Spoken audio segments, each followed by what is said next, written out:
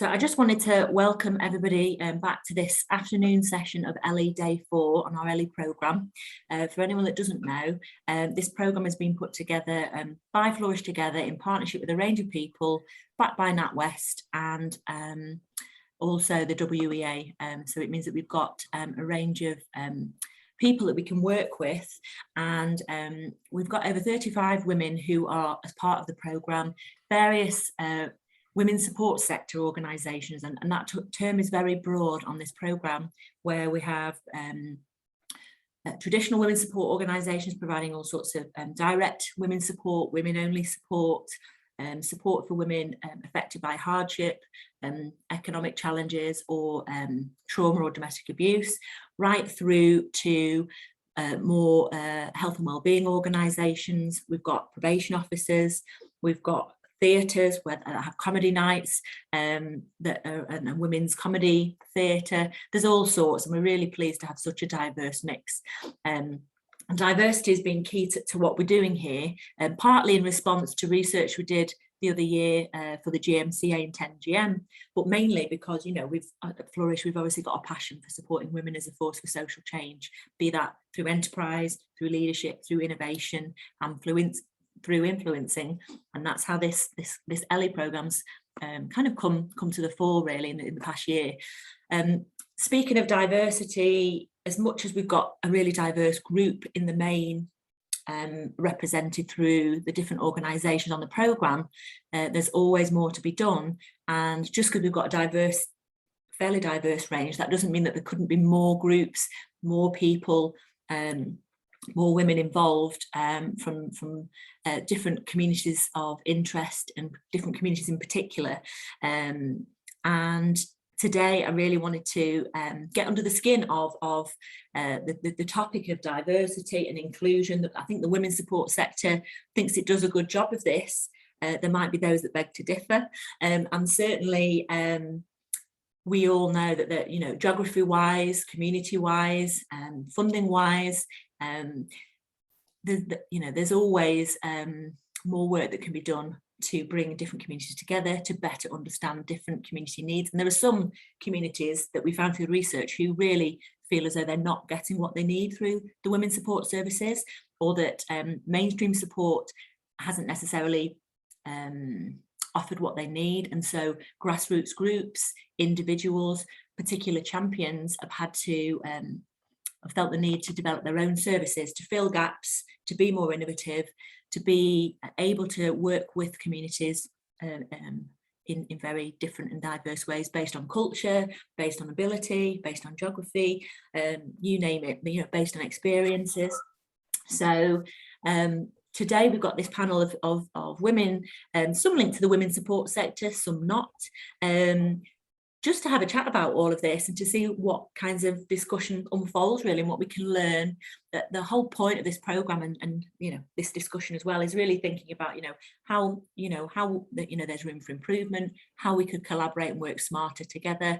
Sometimes not reinventing the wheel, but also sometimes peeling back the layers of the onion a little bit further than we already are. We're all very aware that everybody's very busy. Everybody's got potentially a lack of capacity, a lack of resources, so there's this constant interplay of, capacity, possibilities and need. So I think without further ado, we will get onto some questions around all this, and hopefully our panel will be able to share their thoughts, their experiences in a kind of no holds barred kind of way, if that's okay. So I might start with everybody individually, just because you've all come from different places and organisations, just to ask, perhaps starting with Michelle, how did you get into the work that you're doing and the role that you're in? Michelle, you're obviously Chief Executive over at Breakthrough. Do you want to just tell us a little bit about yourself and how you got into the role that you're in? And I'll ask the same of the other speakers that we've got on the panel, just to find out where people are from and how they got into what they're doing. And then we'll get into the support and the support sector and diversity after that. Okay, sure thing. Nice to see you again, Nicola. It's been a while. Hello, everyone. Nice to see you. And there's some familiar faces and colleagues here today. Okay, me, Michelle, I am CEO of Breakthrough UK, and that's an organisation of disabled people based in Manchester, and that's really important when we talk about self-organisation of within our communities. And what that means is that about 70% of our board at any one time are disabled people. We rumble along at about 50% of our staff. It ebbs and flows depending on what projects we're doing and who's been interested in working for us. For me, I've only ever worked in disability rights, and that's because it's what interests me and what drives me, and has since a very, very young age. I have an impairment. I define myself as a disabled woman, and it struck me at a very young age that the career I thought I was interested in, I wasn't, and I shifted quite quickly. How did I get into that role? I got into that role by volunteering.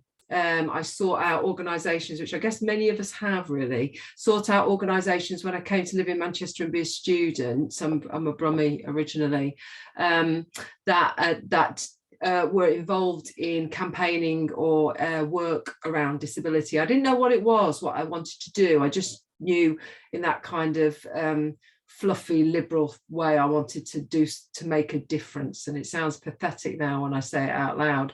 I very quickly though was really fortunate to meet campaigners around change, and have my whole life illuminated by the social model of disability when it was explained to me. And when I listened to and understood the social model of disability, I understood that I didn't need to change one little thing about me. What I needed to do was remove barriers within society and help others remove barriers in society so they could join in the same way, but not have to change anything about themselves as individuals, as proud of and in having being a disabled woman and having an impairment, and it's not about me changing. And when that light switch went on, my life changed, and I believe that was a clear message that I wanted to help others understand. So I volunteered, and I still volunteer, and I still really promote that as an important part of learning and self-development. That yes, I have a paid job in this sector around disability issues, but I also volunteer in a variety of places, in a variety of ways, some around disabled people's issues still. Others that I'm more involved with at the minute is coaching, and I'm a coach for Queen Bee Coaching in Manchester, and provide general coaching but for women who in leadership, but also I like to offer the opportunity to coach disabled women if they want another disabled woman to be their coach. So I still volunteer, and I still believe volunteering is a really important way to develop yourself and to find your place and your role in your job. But overall, how did I get to where I was? I followed my nose. Right. I made relationships. I made relationships with people. I gained trust. I challenged people in terms of their approach around disability and disabled people. So I took a fairly traditional route in that, I suppose, but I've always been proud of the fact that one of the things that I feel that I have done is comfortably challenged and delivered, and that delivery and in action means that people do learn to trust you, and they come back to you and they ask you to work with them. There's a consistency in that, isn't there? There's, that certainly in current times as well, where lots of things are closed down, or lots of things have not closed down, but through COVID, things have sort of shrunk back for some people. Actually, having that consistency and having that voice, and is a really key part to both building trust, and people know they can rely on you. So they're there, and they're approaching you for all sorts of things by the sounds of it. So that sounds great. If I can pause you there, and we'll find out a little bit from one of our others. But I think hopefully really varied overview there, and that underlying point around volunteering is really interesting when we're talking about that, and talking about how you can't train up. There are very few courses that can train you to be what you want to do and what you need to be, sometimes in campaigning or in creating social change or in the social economy. And so you have that volunteering, actually, although it's seen as free, actually, whether it's from the recipient side or you're using a volunteering experience for your learning, you know, it can be, you know, highly valuable, and to create those learning and development opportunities for yourself to help you up your game in your career or in the way you can support your organisations. We were talking about that earlier. Jackie, I might come to you if I may next. Do you want to just tell a little bit about yourself, and same sort of question really, how do you get into doing what you're doing? And I know we've spoken before, Jackie, and I'd invited you onto the call because you've had a career very linked and very close to supporting, I guess, women's empowerment, diversity and inclusion, and you're now running your own organisation to build on that in a different way. But tell us more about what you're up to and how you got into it. You like to come off mute, Jackie, and we'll hear a bit more from you. I'm off mute now. Yeah, good afternoon, everyone. Hi, thank you for inviting me, Nicola. As you know, the work of Flourish is very close to my heart. So I'm Jackie Bailey. I've actually popped in the chat how BU is actually spelled, because it stands for brilliant, excellent, exceptional, you. And that comes from the premise that I believe that we're all those things in our own individual way. So within BU, I am the founder of BU, and I'm a transformation and empowerment coach. My services are accessible to everyone. However, my target group is women. Women who are interested in a holistic approach to personal development. So looking at their physical, intellectual, their emotional and spiritual aspects of themselves. I do career development, life coaching in general, and I have a specific aspect of BU that's called BU Sisters. That's about 25% of my business at the moment, which are services that are specifically targeted for Black women of the African diaspora. So how did I get to where I am today? I've always been really interested in equality, diversity and inclusion, thinking about how people access services, what's our experience when we're in services, what are the results, what are the impacts and outcomes for us as individuals. It's really important for us to think about those things, and particularly for service providers to think about those things as well. So my journey really started in the midst of my degree, which was actually in American Studies, believe it or not. But once I decided that I no longer wanted to be a solicitor, because that was what I was originally interested in, I just thought I'm going to do a degree that interests me and allows me to travel. So that was my reason for doing American Studies. So I did a year of studies abroad in North America. I actually went to Canada, and every single topic that I did was around, so I did one called communities, immigrant communities in Canada, women in Canada, natives in literature. So you see the thread. And then when I came back for the final year, everything that I did then was also related to inclusion. I was really passionate about it. I am really passionate about it. So every single role that I've had, and before going into self-employment, I had 4 roles, and all of them were, at the core of them was access to services and equality. So, you know, I worked with NACRO, with a women's only service provision, with women in contact with the criminal justice system. And that was a real eye-opening job as my first job after leaving education. And alongside that, I was volunteering at the Citizens Advice Bureau because I really wanted to understand about support and advocacy, also engagement as well. And then I was an advice worker. I set up the advice service with Manchester Advice at the time for the African Caribbean community in the Link Worker Advice Service. And then after that, I became what was originally the Women's Officer with Manchester City Council, later known as a Principal Officer for Gender. And then I moved off to the NHS and was the Senior Manager for Equality and Diversity in a Mental Health Trust. So in that potted history of my actual employment with other organisations, you can see that there's always been this thread of diversity and the importance of diversity and the importance of access and inclusion. For me, it's always been really important that a range of voices are heard. And there have been several terms that have been used over the years, such as hard to reach, which I absolutely dislike. I don't think any communities are hard to reach. It's how we choose to engage people. What are we doing? How are we trying to make services more accessible? How are we trying to bring things and engage people and have people along with us? What are we doing to listen effectively and make changes as a result of that listening? The other thing that I really am passionate about is when things are a service, they've been a continuous service, but they've been encouraged to take on board a project model.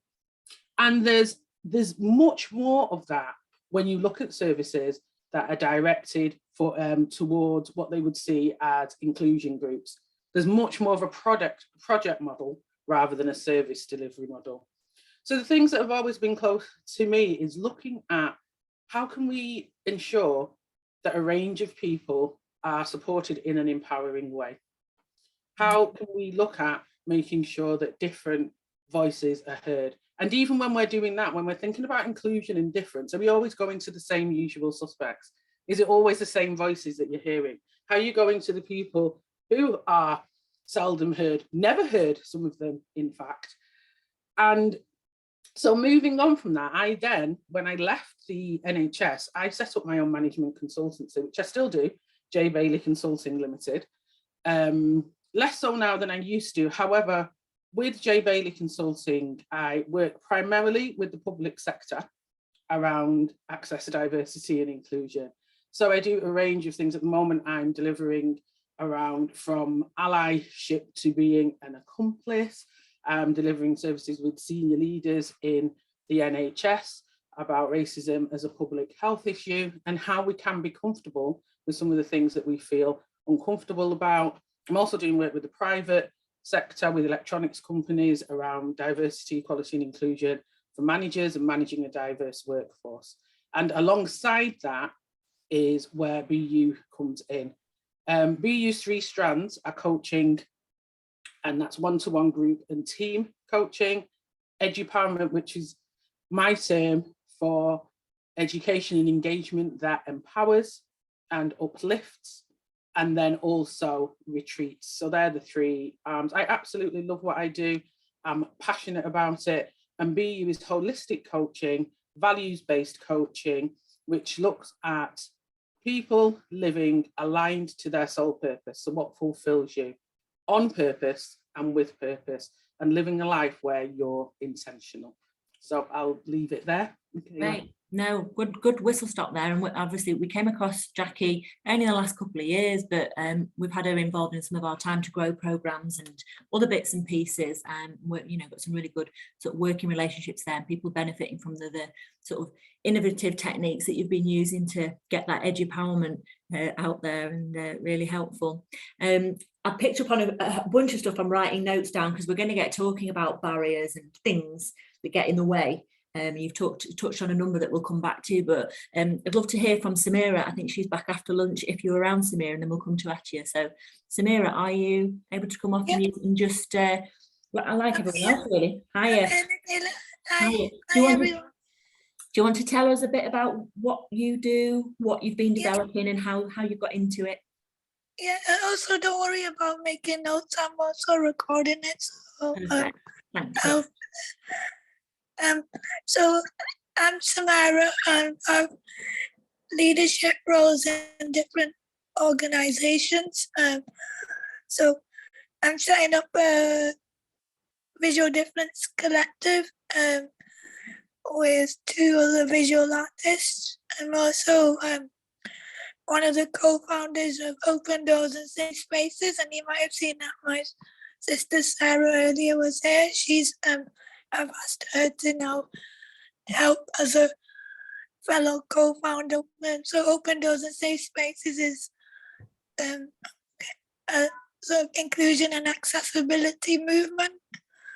And then I have other roles as a lived experience coach chairing Greater Manchester Values Group. We influence healthcare in a positive way and try to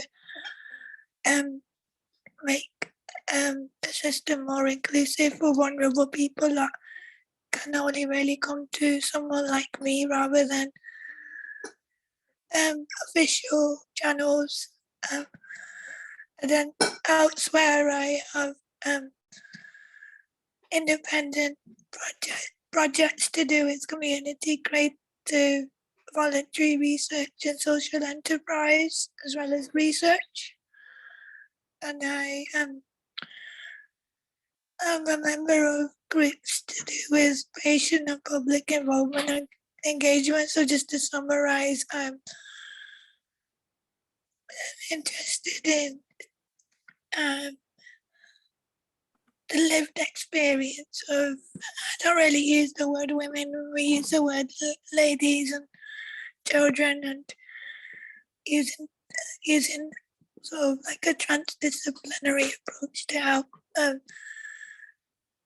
make things more safe and inclusive.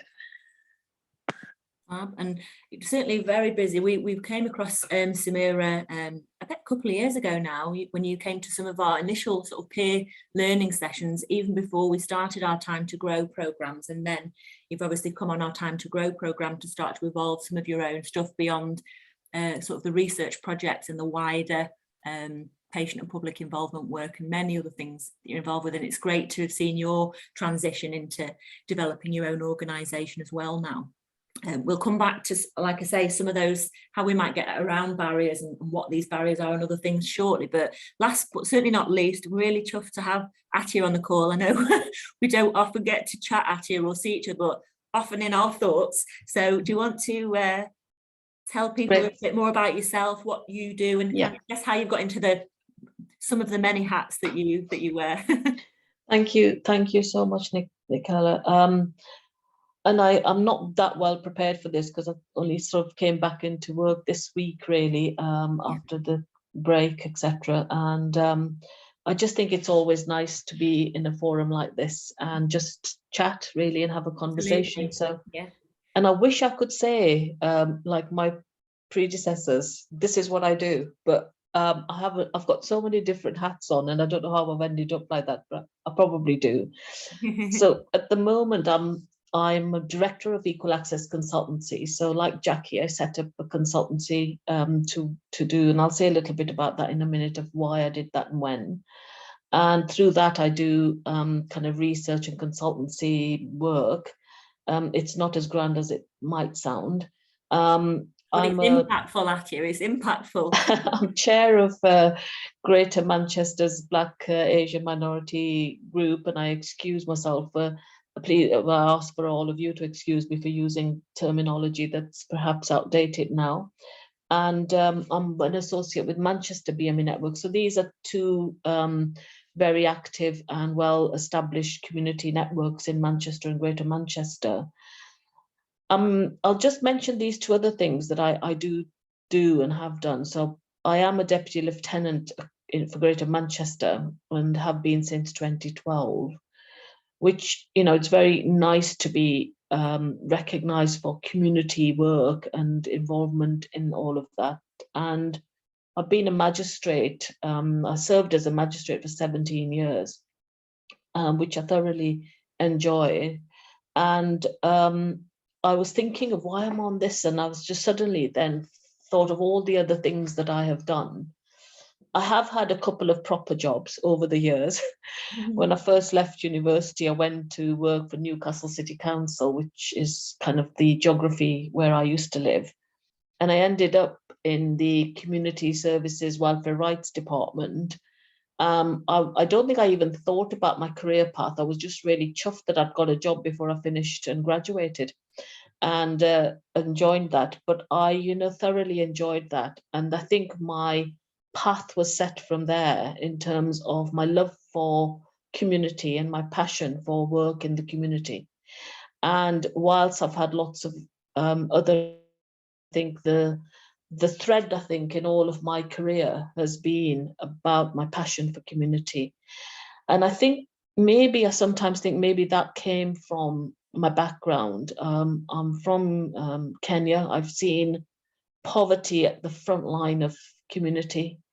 I came from quite a philanthropic, caring family that did a lot of work in that space. So I think kind of that's ingrained in me in terms of whatever I do in my life. I think I've always kind of tried my best to put something into community, and whether that's volunteering, which I've done huge amounts for and I still do, or looking at projects and work that has a benefit in that space. So even through my sort of research consultancy work, a lot of it is qualitative based, which is about understanding and talking to communities and getting the best out of what's out there. And that's what I try and do.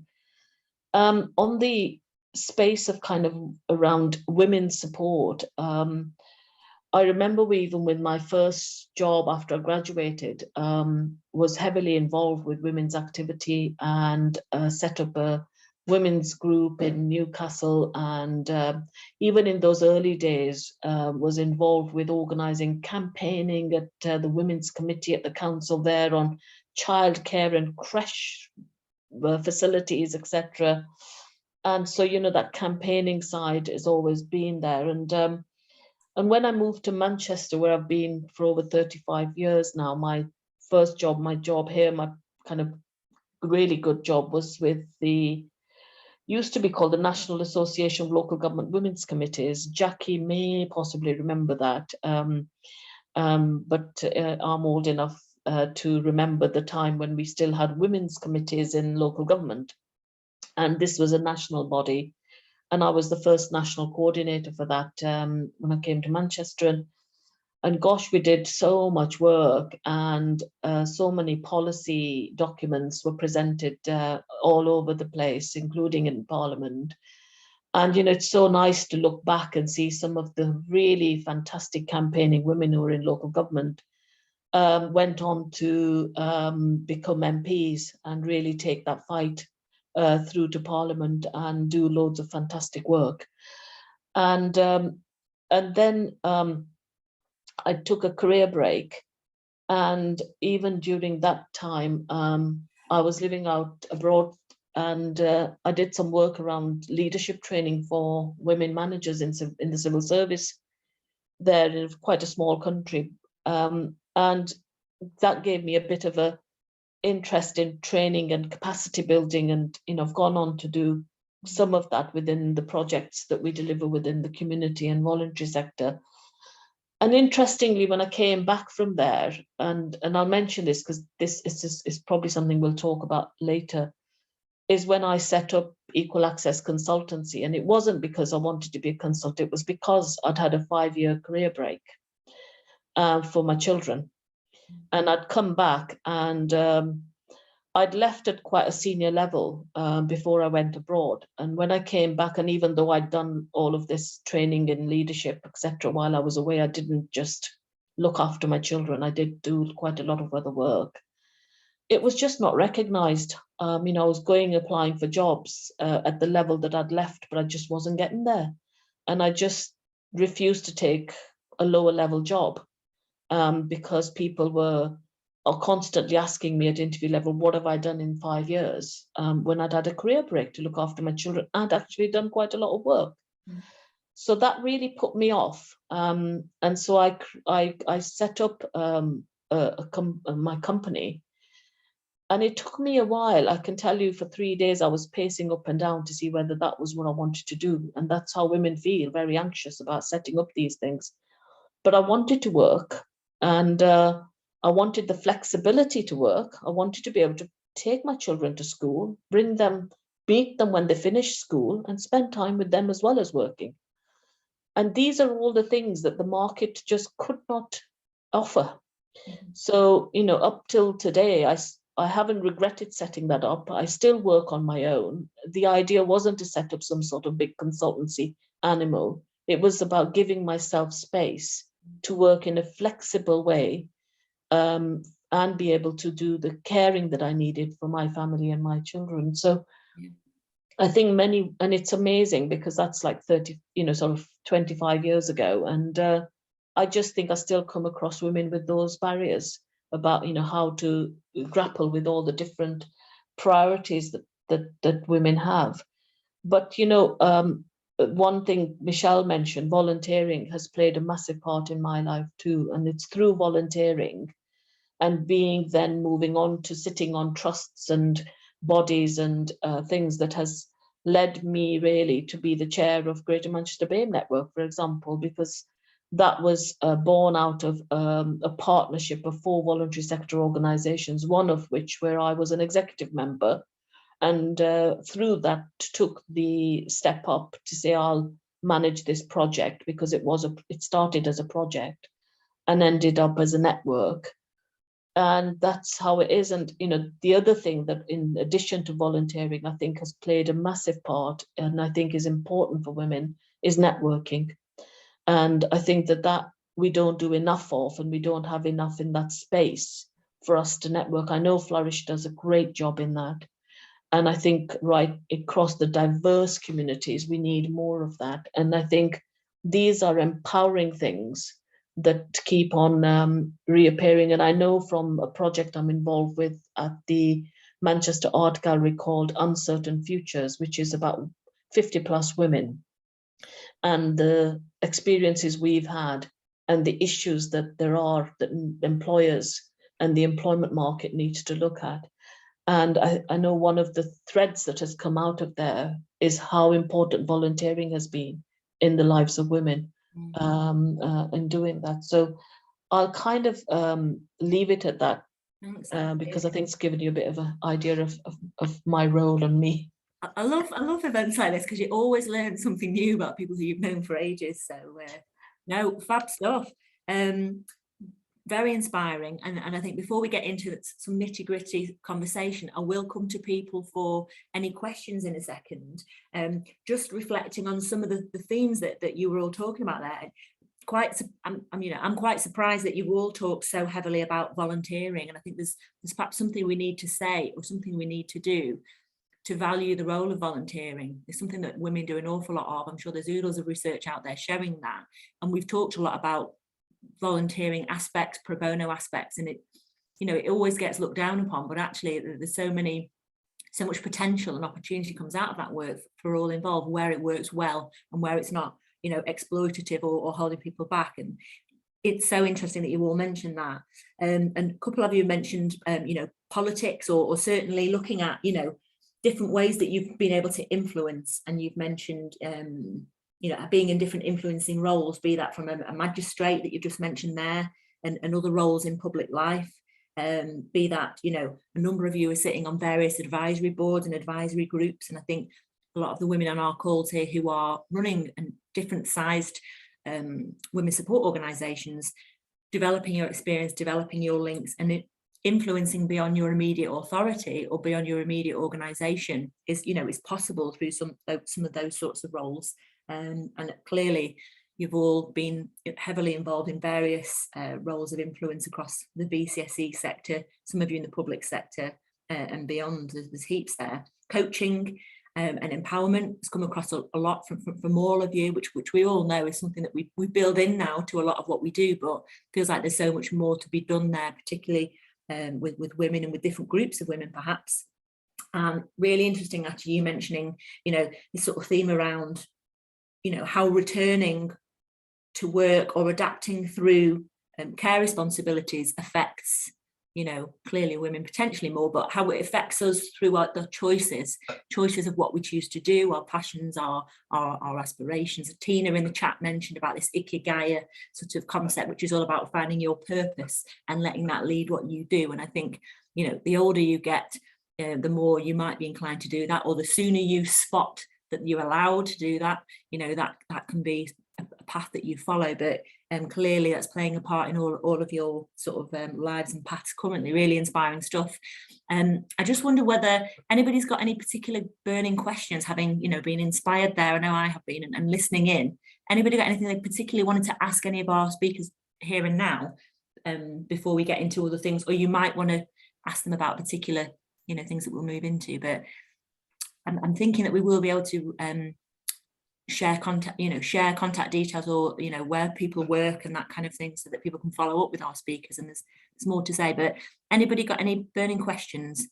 So was that, I know I've got a million, that's why I'm asking, because I could just storm right in, as I as I often do. But you can either write them in the chat, or you can just put your hand up or wave or whatever. But I just thought I'd just check in case anyone got something they wanted to check.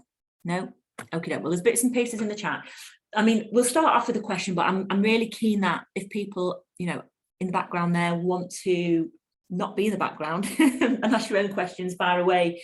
And what I'd said to our women on the panel here is, given that, the Ellii programme is seeking to support other, women leading social change organisations, support organisations, what their observations might be on sort of gaps, needs, suggestions, I guess from your own experience, be that lived experience or work experience, if there was a particular observation that the women's support sector could do things better or could strengthen, perhaps I wonder from each of our panel whether there's, I think we all know what a lot of the barriers are and what are the challenges are. So, but I think from your own points of view, if there was something you think we should be tackling as a collective, or if there's a priority, what might it be?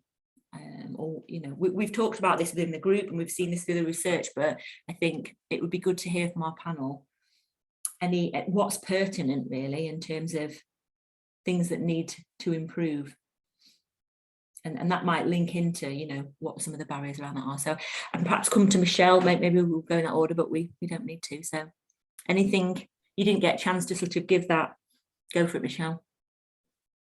Hi.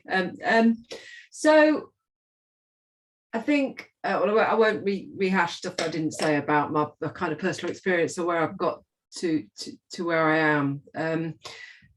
But for me, I guess the thing that we all still need to get better at, and I put myself absolutely in the same place, is recognizing the importance of lived experience and how we utilize the knowledge that the women that we work with bring with them.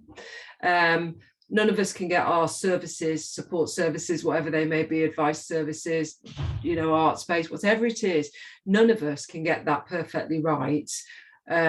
Perfection is something that's virtually impossible to reach, but we can do a really good job, and we can really do the best we can do. But I only think in conversation with other women and in their lived experience.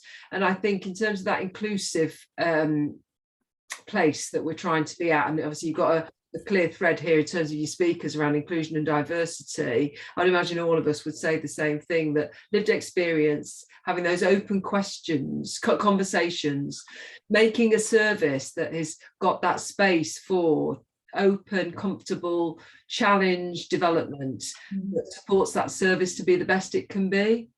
And that or the workplace, and that you can say ditto for the workplace. The thing I speak most about is why are there still not enough disabled people in the workplace, or why the disabled people currently in the workplace do not tell their employers that they are disabled people.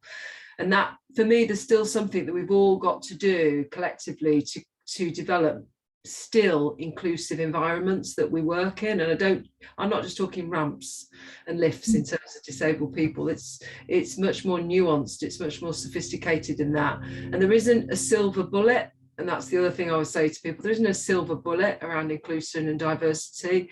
It is about open conversations, and even when you think you've done the best you could do, it's not until you've got another service user or a group of women that come in to use your service or as an employees that you realise that they as individuals, because of the multifaceted nature of their lives, the barriers they're facing, means there's still more you can do. So for me, in summary, it always comes down to openness, conversations, exploration with the individuals or the service users, and having that, really recognising that someone is an expert from their own experience. Is that the sort of thing you meant, Nicola? That's absolutely the sort of thing I meant, and I've doodled a bunch of things there, and I think I was going to come to Jackie next, because some of what you said there ties in with, she made a really interesting observation, which, you know, you go, oh God, yeah. But Jackie, you mentioned this notion that, you know, these are there are lots of services that operate. It might not be quite in line with what I'd asked for. So there are services, and you talked about them using this project model, and that seems counterproductive. And I don't know whether you got any more to elaborate on that, along with any other pertinent things where you feel if there was something to crack. And if we've got 35 women support organisations and all of these other links to groups, and we've got physical events that we're running in March, like hackathons and mentorathons, and space to create time for people to actually think and action and innovate, you know, what should we be doing? Yeah, okay. So there are lots of things in the VCSE sector that are, you know, this is a project.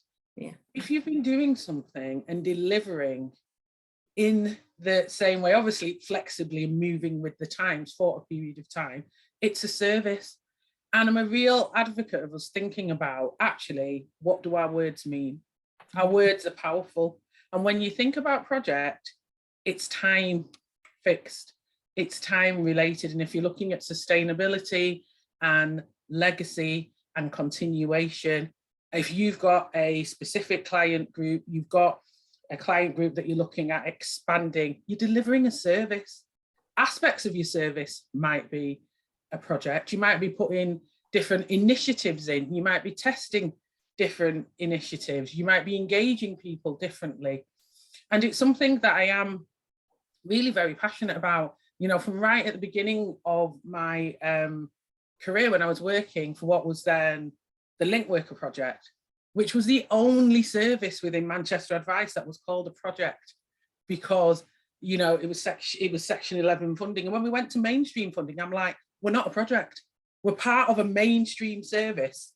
And so it was renamed to Link Worker Advice Service. So words are really important. Words are powerful. They're powerful in how you see yourself, how you promote yourself and your service, how other people see and engage with you as well. The other and I think I'm just thinking, I'm listening, you know, listening to what you're saying and thinking, well, how do you solve that problem?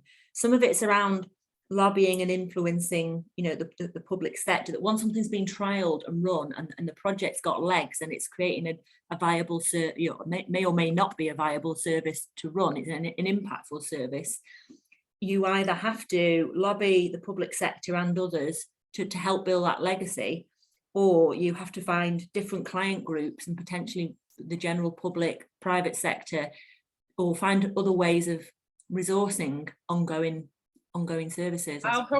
There's two things here. Firstly, it's in the name. Who decides what we choose to call ourselves? That's the first bit of it, in terms of our own agency. And when I'm talking about agency, I mean personal agency, our decisions, what we choose to do, how we choose to do it, when we choose to do it. You know, no one comes along and says to us, unless it's part of our funding, that we have to call something a project. So there is that. So once you've run it as a project, where are you going with it? What's your next stage? What's the next phase? The point that you raised that's really valid, Michaela, is the part around lobbying and seeking further funding, looking at different models in terms of how do we run our services. So there's, you know, there's things that I deliver that are done free at access.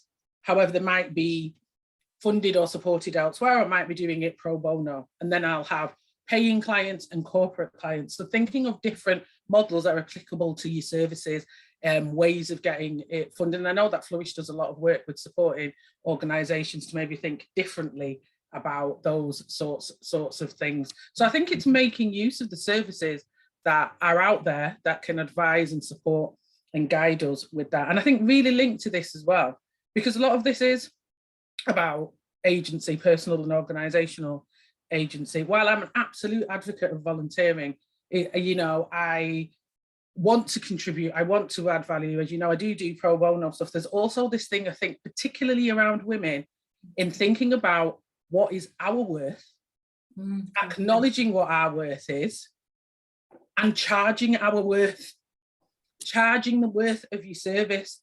And I think it is absolutely incumbent on understanding that. Sometimes people don't always understand or compare or take the Exactly. time to see what their competitors or other, be that in the VCSE sector, be that in the public or private sector, and it's an eye-opener when you start to do that. And I think, yeah, and it's for thinking, you know, what is this work? How much time am I investing in it? How many other people are involved in it? And also as organisations and services, when we're putting funding bids together, to be realistic about the time resource and the cost, and value other people's time as well. And I think particularly as women, we may well often find that challenging and start querying, but we know the worth that we are bringing to things. It's like, it's standing in that purpose and being confident about what it is that you're delivering and the change and transformation that your service can bring, or the support, the advice and guidance. What's the outcomes? What's the impact? And that's what it's worth. If it's making a massive difference to people's lives, that's what it's worth. So for me, it's around thinking also as well about financial models as well, thinking about how are we charging, why are we charging, what are we charging, and relating that very clearly to outcomes and impact and difference. And I guess that, you know, we're almost sort of going full circle and looking at, you know, how you might come over the barriers of some of the things we've been talking about, you know, from one angle. Atiha, I might come to you next, just because perhaps some of your thoughts might sort of tie in a little bit more off the back of this. I guess, you know, linked across the various sectors that you are, you know, what for you, if a group of, you know, 35 to 40 women support organisations across Greater Manchester are, you know, connected. I mean, and lots of us are connected in lots of different ways and lots of different layers, and we know there's this small wood bid stuff out that different people will have gone for and whatnot, but it feels like that we're in quite a timely place. Whether small wood funding does or doesn't come into Greater Manchester, the conversations that the women's support sector are having across different factions who do generally get along pretty well, and I don't feel as though there's huge, although there are aspects of silos or ways that certain people work, it feels we're in a good place at the moment to really do something of value and make a difference. Any thoughts from you on what's key and what to keep in mind over the coming year or 2 or 3 in terms of what we need to focus on? For me, I think I'm quite a practical and action orientated type of person. Yeah. And when you think, okay, what is it that we can do, like a quick win, and how can we crack this? I think what's going through my mind, what we have across the city or Greater Manchester is some amazing organisations led by women, some amazing women who are doing some great work. And we've not even touched on them in terms of, you know, the 35 organisations that are there. Yeah.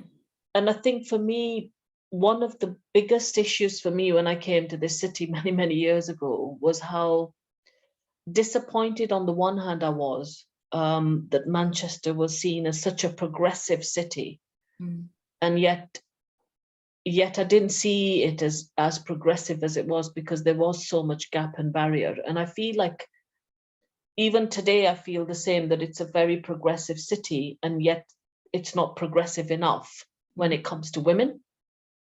Yeah.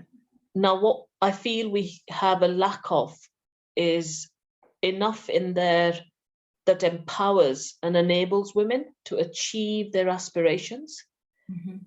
And to me, that's to me the question, not necessarily particular issues, because there's so many different things and so many different angles and so many different projects and services that can come together, whether they're doing services or mentoring or providing enterprising support or, you know, whatever. But I think that again, for me, the core thing that needs to run on all of this is how do you provide that empowerment and enablement for women to fulfill their lives and have the quality of life that they deserve.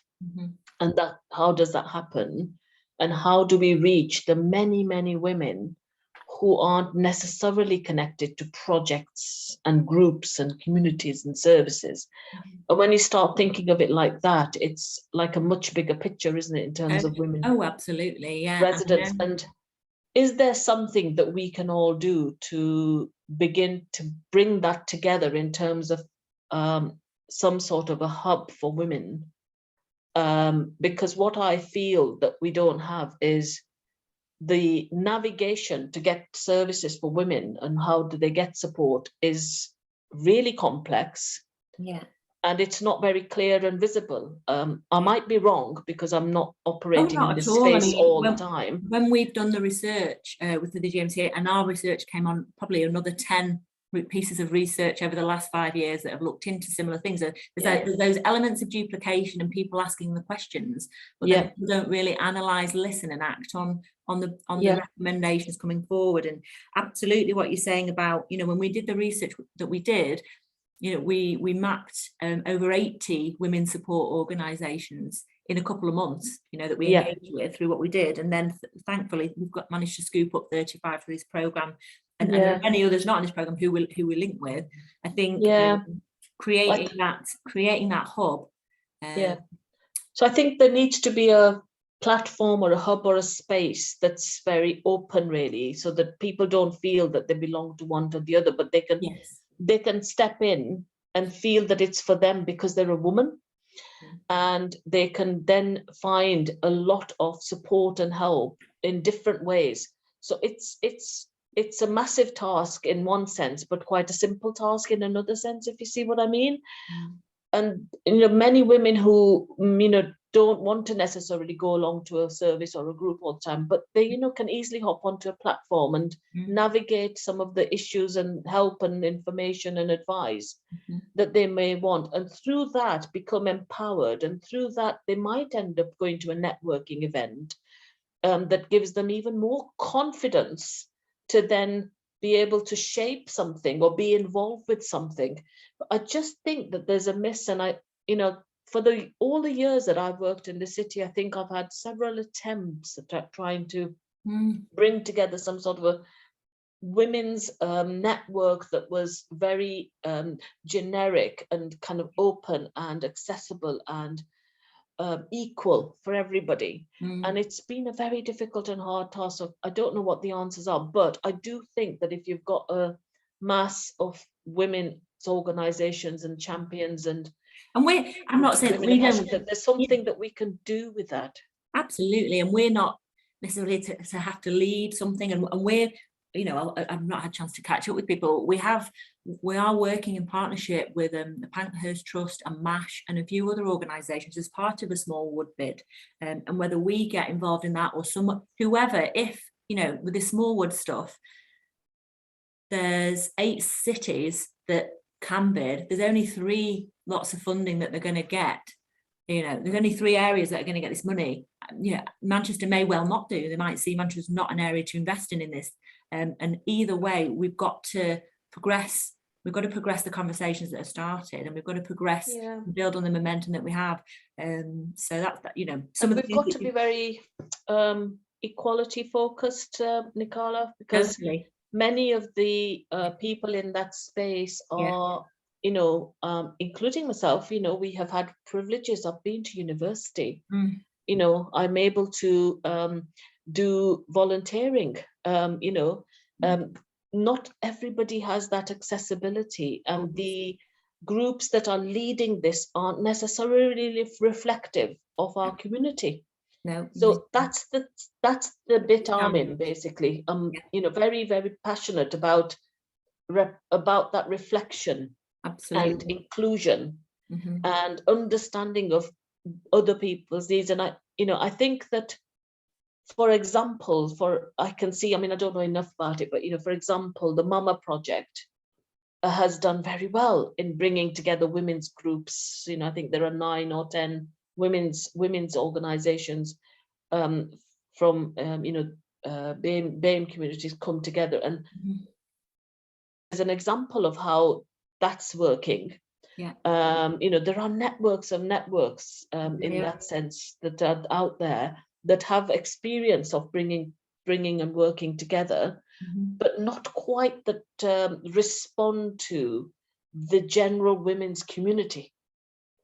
Yeah, often it's down to a particular specialism or based around trauma or particular particular community of interest as opposed to a generalist sort of thing. And I don't think the funding that we have that comes through necessarily helps this. And this is why I'm quite keen that money or otherwise, you know, sometimes the money can be a distraction around this. And that's why we've kept doing this without, I wouldn't say without funding, but on minimal funding, or with you know, not funding led, in order to try and create space for honest conversations rather than funded direct ones.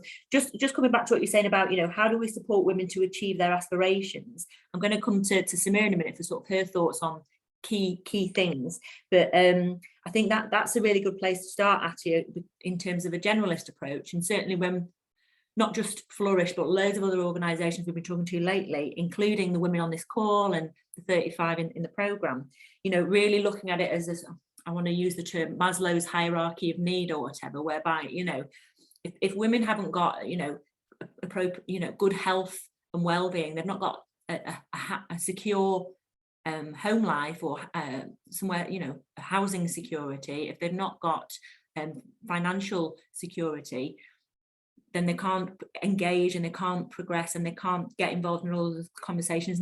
You know, they can, but not to the level that they might wish to. And we've seen that through Flourish, that when we're supporting people through different programs, the women who've got some of those things a bit more secure can get going, can get started, do move forward, do set up more quickly.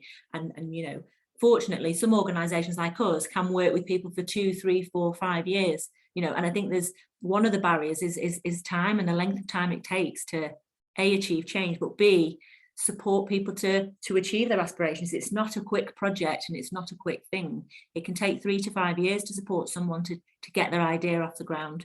And you know, the Growth Hub certainly wouldn't want to accept that as an outcome. But it's a lobbying piece, isn't it? Anyway, I'm rambling. Sumaira, it'd be great to come to you to just see your reflections really on, you know, what's key for you. I know from your perspective, supporting people with difference and accessibility is a big thing, but if through events or through discussions for the next couple of months there's something key that we could crack or tackle, any thoughts from yourself? So not talking generally, if people are listening now thinking, how do I help people with disabilities? Well, I've got lived experience, so that's where my desire came to set up a visual difference collective. So a general thing that I'd like to say, if you don't know, and it's something to do not just with disability, it's to do with how do I include this person? I think that person's missing, or this person needs my help, but I don't know how. Just ask me. If I don't know, I can ask someone else, because it's this sort of stuff. It's new to the situation here now, but looking back with my PhD and tracing back my heritage, it's not new to humanity. So I think I said this at the beginning of the program, that I want to help people access the sort of access the program, even if they can't make each session. So that's one way how people pull the material together and make it accessible. So that's an example. Really good. So like Atia was saying, you know, being practical and coming up with some of the practical small steps sometimes is the best way to moving the, you know, whatever they call it, moving the barrier, or pushing things along and making some progress. But sorry, Sumaira, carry on as you were.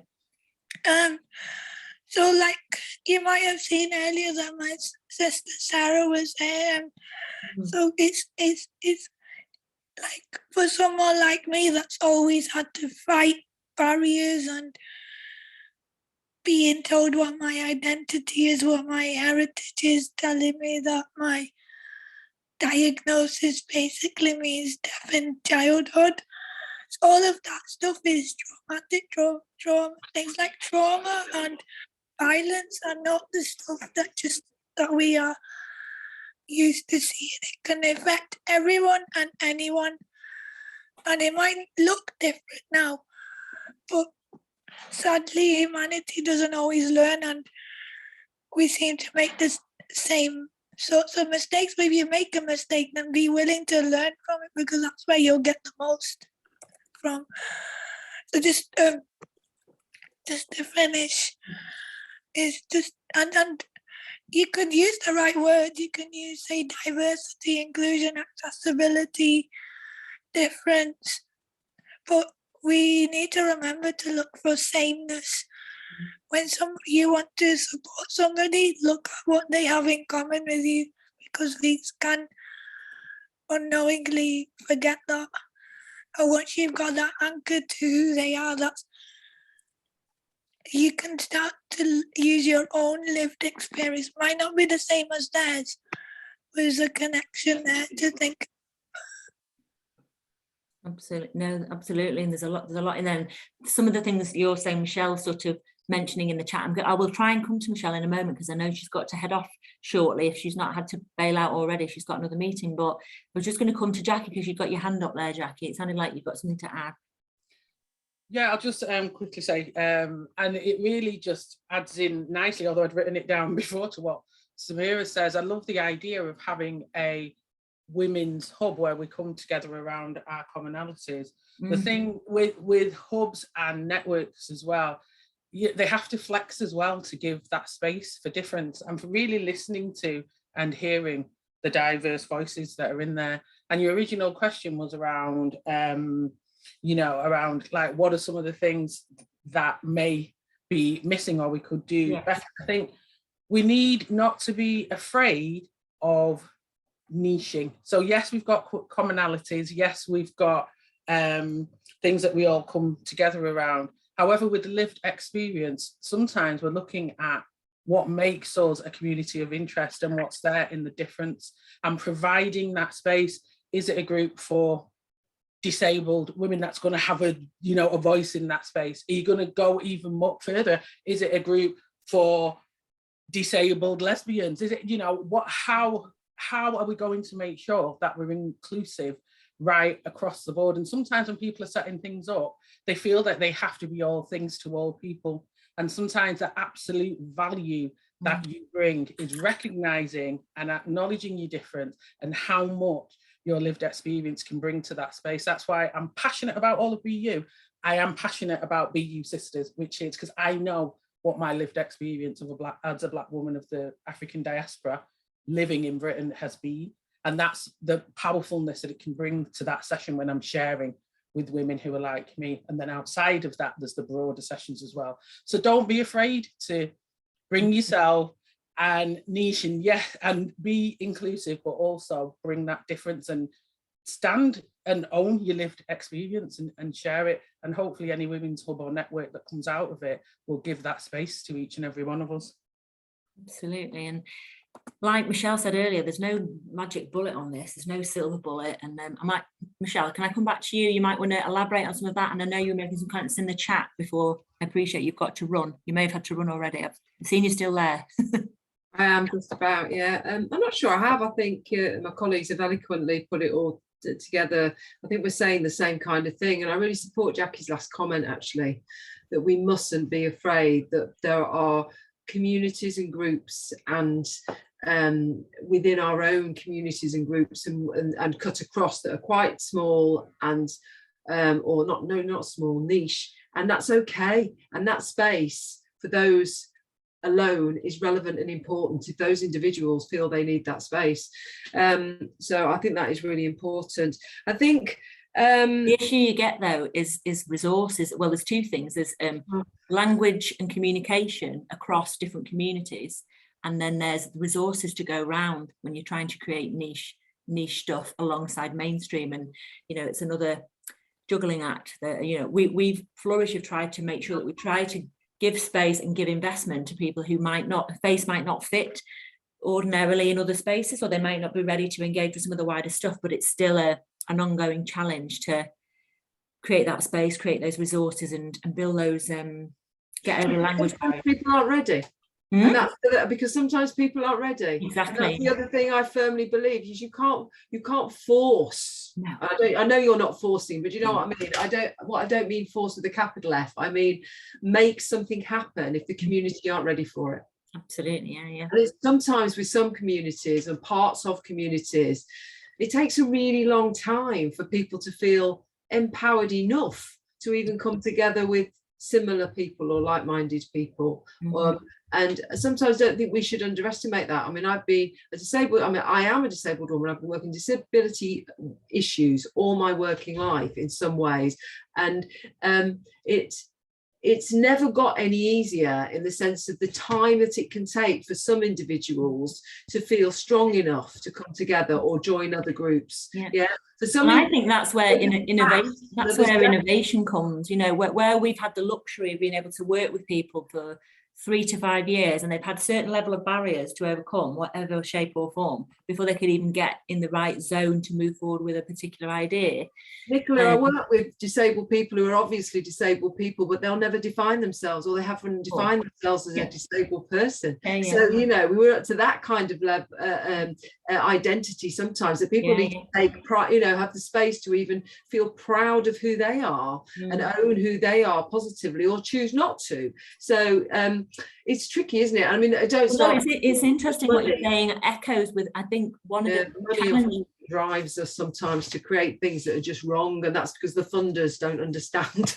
So I think if there's anything else I'd like to say on this, is actually we've got a big role to play to influence funders, because they get it wrong. Absolutely. And I think they don't understand. Totally. And not just funders, but well, what you described there ties into what I would say is good practice. Infrastructure enterprise support recognizes that entrepreneurs, or not from our angle, your angle, you know, it's different, but often people with support have to go through an identity change in order to be able to deliver what they're trying to do, or they come to us at a point of, because we support a lot of, like anybody here, women facing setbacks of some sort, moving through that setback or moving through that point of transition, you change your identity almost. And enterprise support and charity startups and funders have no real concept of that and what it takes to support someone to go through that.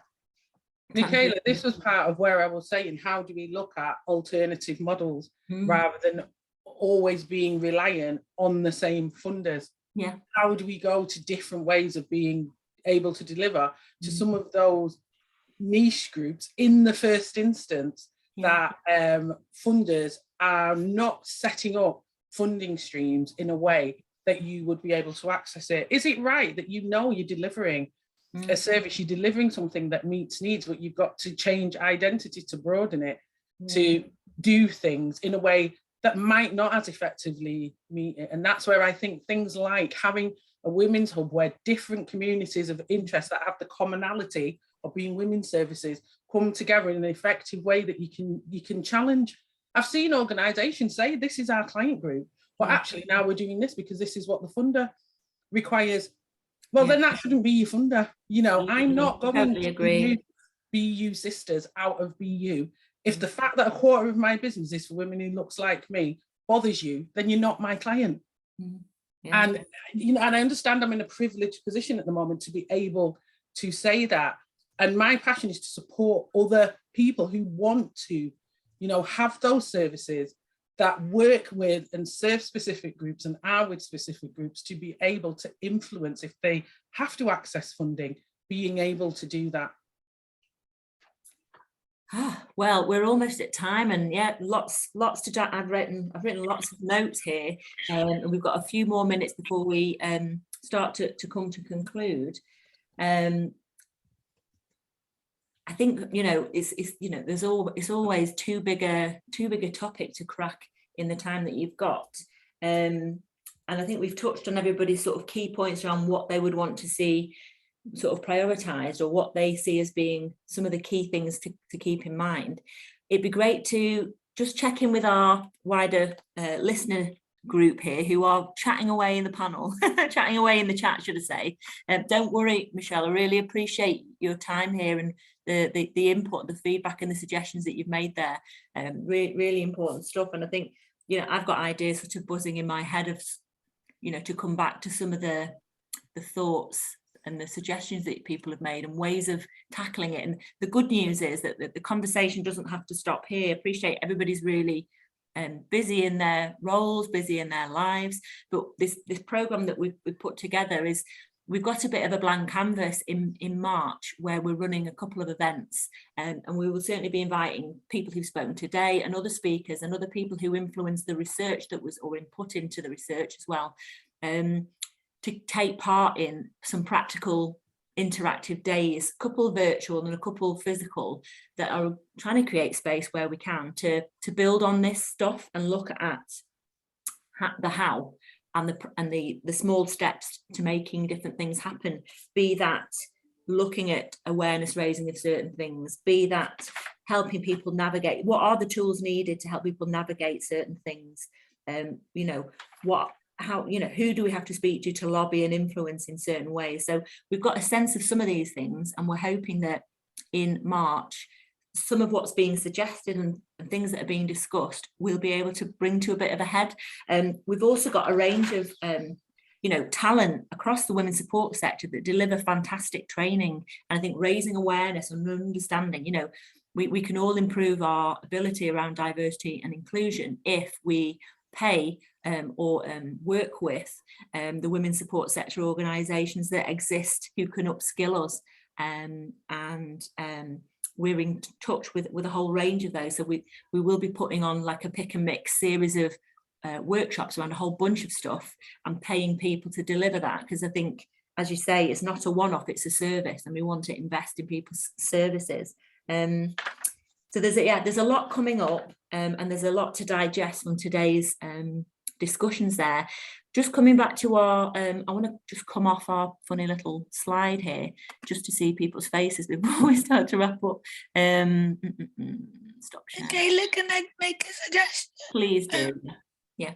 It might be an idea to make a sort of, it's called a rich picture, but basically how I've used it in the past is having a map of Greater Manchester, and so everybody can get a sense of what we're doing and where we're doing it, how we interlink with each other. It's yeah, and I think there's various suggestions that have come through the last year, ranging from you know, directories that don't really seem to exist, and or up-to-date online resources that show the picture of Greater Manchester from the point of view of comparing and contrasting different organisations and where you can go to navigate what you need. There's what I was just thinking for the day, you know, the days in March, when you were talking about the day in March, just for that, just to, this might just be you know, the other stuff. Definitely. Well, absolutely. Creating some time in that day to progress maps and mapping and that kind of thing will be helpful. So yeah, we'll have a chat with you about a particular tool that you might have in mind there. And there's other things that people want to do around events, around lobbying. I know a number of people sort of trickled off the call here, and we've got a bunch of others, but we'll go away and digest some of the suggestions that have come out today and over the last sort of 3 days in starting this programme alongside the research, and be inviting people to, I guess, pitch is the wrong word, but you know, collaborate on ideas. I think there's an element where there'll be a sort of an ideas and collaboration area where the cafe conversations and ongoing conversations we've had will continue, and then there'll be an element of you know, pitching for cash to progress practical things, because we've got some resource there to try and put into bits and pieces.